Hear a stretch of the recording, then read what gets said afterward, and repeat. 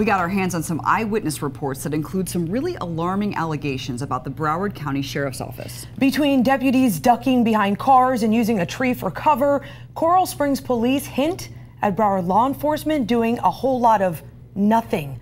Nighttime Sarah Rosario spent tonight looking at the officers' accounts. Yeah, Catalina and Katie, these reports are eye-opening to say the least. So let me walk you guys through this. This is what happened. Coral Springs officers, they detail what appears to be mass chaos. And some of them, they're trying to find the shooter. They're trying to find victims, while they say several Broward County deputies are literally hiding. If you take a look at this video, it shows students running out of the school with their arms up, all while Coral Springs police officers say that Broward County deputies were literally hiding. That's despite a deputy saying he knew where the shooter was. If you take a look at what one of the officers wrote, he says, "I was advised by an unknown BSO deputy taking cover behind a tree." The deputy said he is on the 3rd floor. Now, another Coral Springs officer says he rushed past Broward deputies, taking positions outside of the school as he was running in. Broward deputies, they got to the scene faster than Coral Springs police officers, but according to this new report released today, it makes it seem like these deputies didn't act fast enough. Now, this report comes as the Broward County Sheriff's Office is still facing criticism after video shows this school resource officer, Scott Peterson. You see him here. He's hiding outside the school as the shooting unfolded. While we know Peterson called for help, deputies didn't enter the building until 5 minutes after the shooting ended.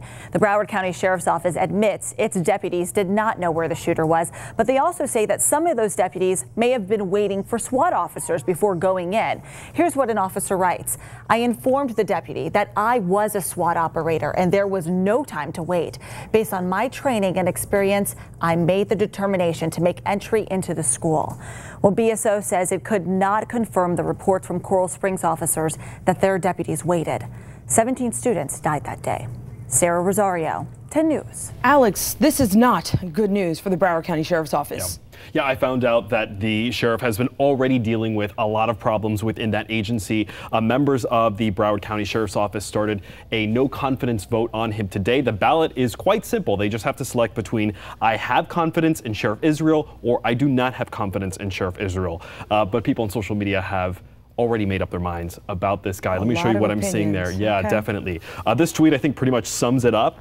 Sheriff Israel made a mockery out of those who take the oath to protect their communities through this hackery and failure to act upon his sworn duty. Shameful.